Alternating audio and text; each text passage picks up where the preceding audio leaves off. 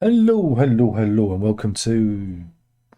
Uh, can you believe it? A thrilling episode of PROG Review. Oh my goodness. For those of you who can't read, we's doing Marillion, this strange engine deluxe edition 2024. I think that's the official title, isn't it? Deluxe edition 2024 with rejiggered artwork. And yeah, it's one of those book versions, follows on from the EMI reissues. They're doing their own ones now, so yeah, it just kind of follows. So if you're into those, you know what to expect with all this. It is four CDs and a Blu-ray set. We'll do show and tell later on. We'll talk about the album first. Originally released back in 1997, 21st of April 1997. I remember it well, for I bought it when it first came out, and I bought the singles, CD singles and whatnot. And this is the band Cast Adrift from EMI, moving on to Castle Communications. Castle at that time were kind of trying to branch out. Remember, you know, they were kind of a legacy label, and they were trying to, get other bands involved. Again, that band talk about it on the documentary, but I remember at the time, there was a few raised eyebrows at Castle Communications trying to, you know, kind of redefine themselves. Before that, they were noted for doing reissues of like classic, like 60s, like bands like the Small Faces and that. I remember they had a few things out on Castle Communications, but all those kind of bands you'd see on that label, and then Marillion pop up because their contract had ended with EMI, and this is what you see. This is this is what we see now with many bands. This is the first inkling of what happens when a band is cast adrift and they are allowed to kind of get on with it on their own. And again, for those of you who don't realise, in the oldie days, the record companies had quite a bit of influence over bands, and they'd say, well, we need a hit, and there'll be instances where record labels would say, we're not releasing that album, or that album's too short, do another song, or drop that song from the album. They had influence because it was about marketing. They had to sell records, they had to sell product, and this is the band being allowed to kind of do what they want. And some may say that's a good thing artistically, others say it's a bad thing. I'm kind of in between. I'm in the middle because you want your band to do well, you want your band to sell records, you want your band to be seen. Now, Marillion went from a group whose posters used to appear on EastEnders.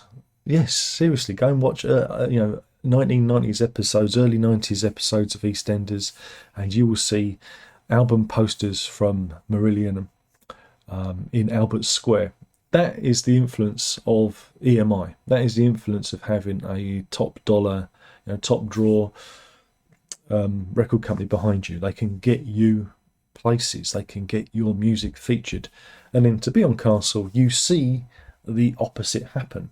And so when they did release two singles, Man of a Thousand Faces and 80 Days, again, I bought both of those on CD single, and I think they didn't chart, or they charted low. Let me just pull up. What does it say? Does it say? Does it say here? Yeah, Man of a Thousand Faces reached 98, and 80 Days didn't even chart. So, and that was the first time in their history that they hadn't had a top 40, hit, and that's quite shocking. And that shows you the influence of EMI, because they would have got stuff placed on the radio, in media, poster campaigns. That was all gone, and so they was left to flounder. And the album itself is, is again, it's they hit that period, and again with Marillion, And again, people are going to disagree with me. The fans are going to be throwing their shoes at the screen, and that's fine. But Marillion are a band who, after like the EMI years, started putting out some very patchy albums. You know, you can literally say, yeah, there are a few good tracks off this. There's a few good tracks off of, you know, Marillion.com, off of Arachnophobia. And it's like not until Marbles, and again, I'm gonna blow smoke up Marbles' arse till the cows come out. I really think that is their strongest album of this later period. They tend to do kind of really patchy stuff, and again, when a band, you know, is so kind of insular and they don't have any influence from outside, this is what happens. And you can see that change. And that's not saying it's a bad album. I just, you know, there are a couple of tracks on there that I enjoy. You know, The Man of a Thousand Faces, the opening track, I think is very good. I think it's a really strong song. Like, I contradict myself. 80 Days I quite enjoy. But then we get stuff like Memory of Water, One Fine Day, Hope for the Future, the title track. And I quite like it, An Accidental Man. Again, I like that one. The ones that are a bit more rocky, a bit more up-tempo, I tend to enjoy. But just find it, you know, a bit... It's a bit... it's... So, yeah, that's it. It's not a favourite of mine. Again, I'm trying to think back to the time, because I really liked Afraid of Sunlight. Again, I thought that was a really strong album. It's one of my favourite of theirs. And then coming to this, I thought of it as like, yeah, it's all right. It's all right. You know, it's okay, but it's not great. You know, I can take or leave some of the songs. And it's not that they're bad songs, they just don't speak to me, you know. I don't think there are any bad songs on this, other than this Strange Engine. And I always find that when Marillion try and do epic, longer pieces, it becomes a bit of an unfocused mishmash of ideas. And I think their ideal length of song is about, you know, 7, looking at Man of a Thousand Faces, about 7 minutes long. You know, when they go over the 10-minute mark, it tends to just be a little bit, because I'm going to say this to the cows come home, Marillion are a pop band. They are a good old-fashioned pop band, you know, pop rock band. And that's why EMI signed them. And there'll be a lot of fans who go, no, Darren, gnash his teeth. What about Grendel? And I say, what about Grendel? You know, this is why EMI originally signed them, because they knew they'd sell records. They'd get on on top of the pops. You know, it's in the title, Top of the Pops. Pops. Not top of the progs, top of the pops. But anyway, so after all that time, we get a deluxe version of the album. And it was nice to revisit again, because again, it's not an album I'd go back to and make myself listen to. You know, like I say, I enjoy Man of a Thousand Faces and Accidental Man, and tracks like that. So it was nice to get this. I was looking forward to it, because there's always some extra stuff. You know, there's also extra stuff for you to listen to. And I always like the documentaries that come with these, with the band sitting down explaining, you know, what happened at the time, you know, some of the rationale behind, but you know, the decisions. And it's really good to hear that. But this time around, they didn't sit in a group and discuss the album. They kind of did it separately, and it's a shame. I liked it when they did the round table ones, and they could interject, and you know, there's a bit more, you know, band talking together. This is more singular talking heads pieces. So yeah, CD1, it's the remix of the album, which is fine. Again, it's like, okay, remixes are like, is it better than the original? Again, original mixes, they come from a certain time and a place, and a certain where technology did a certain thing. You know, I think that we should preserve original mixes. I think new stereo mixes are largely a waste of time, unless there's been a complete mess up you know, if they've completely messed up the mix, and that's very rare that that happens. I find them largely inconsequential. It's a shame that they don't have the original mix on the Blu-ray in high resolution, you know, so you can listen to that as well. And again, I know a lot of bands do that. You know, they put the original mix in, new mix, surround sound mix, etc. We don't get that here. Again, mate, the writing's so small. I'm not putting my glasses on. I'm just going to hold it away from me. Then you've got 2 CDs live in the at Grand Rapids 1987. There's 2 lots of live material on it, and it's good because it's different. On the Blu-ray, there's a live gig, and then there's a live gig on the discs, and it's not the same gig, so it's nice. You get a little bit extra there. And again, Marillion are a great live band. I think, you know, this is where they come into their own. I've never seen them or heard them do a bad show. They're really bloody consistent, and you know. However, because they've got such a breadth of material, I sometimes find their gigs a little bit, you know, disparate. You know, a little bit bumpy. You know, they don't.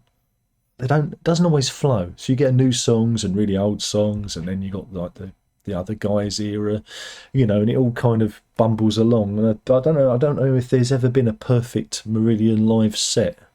You know, you always kind of hit a bump in the road where you go, oh, that doesn't feel like it should belong there. I always think they should maybe divide it up into, like, they should do it into like 3 sections. You know, they should do the current album, play the tracks from the current album, do Fish era stuff, and then do old Marillion, you know, like the Hogarth era stuff. And they should kind of separate it that way, because when they try and get them to bump, they bump together and they don't work too well. But that's just me whittering on about that. And then you get a CD of B-sides and like bonus demo tracks and whatnot, and mixes that appear on the Blu-ray. Again, the B-sides I'd already heard because of having the CD singles. There were some nice demo pieces, you know, first attempts at things like Man of a Thousand Faces. That's quite interesting to see where that came from.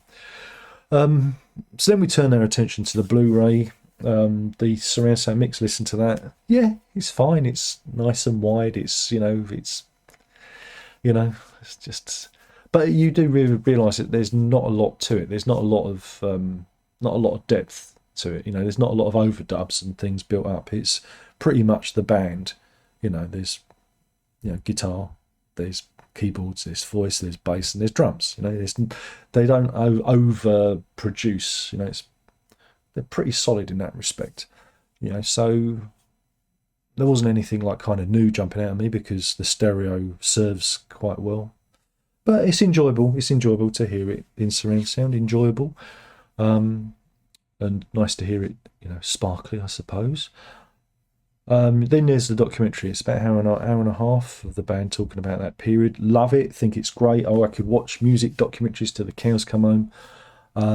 And it was good to hear them. You know, post EMI, how that all panned out, and also the Positive Light album, Tales from the Engine Room.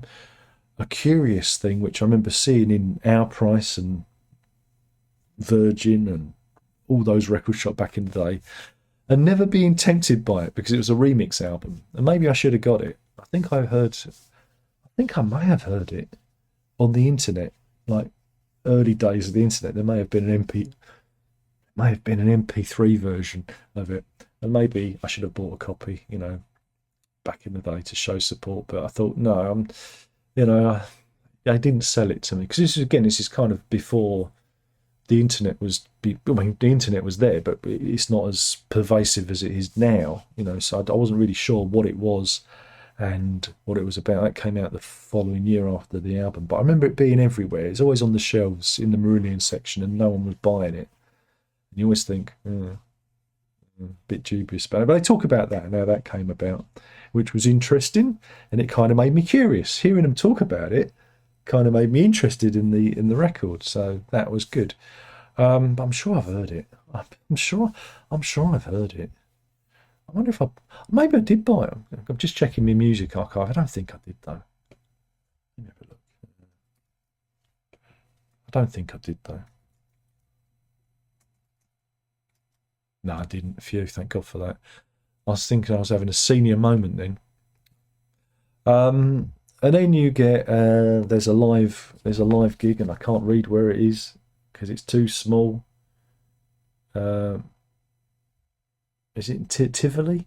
It's in Tivoli, very small, and it's a bootleg video, but it's done really well. Whoever took it, I don't know if they was using.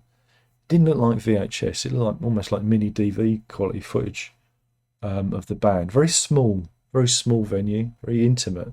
It's probably the smallest stage I've seen the band play on. There's not a lot of moving around. Poor old Steve Hogarth couldn't really pace around. He's kind of stuck, wedged in there. Very small, very intimate gig. But yeah, really good. I've watched it. I enjoyed it. Again, I like watching them play live. They are a good live band. And then you've got the demos and whatnot, and the promotional videos.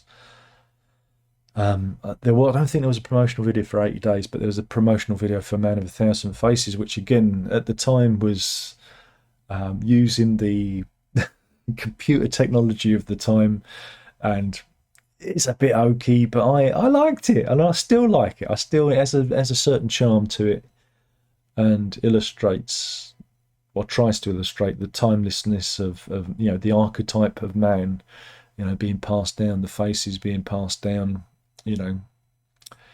from generation to generation.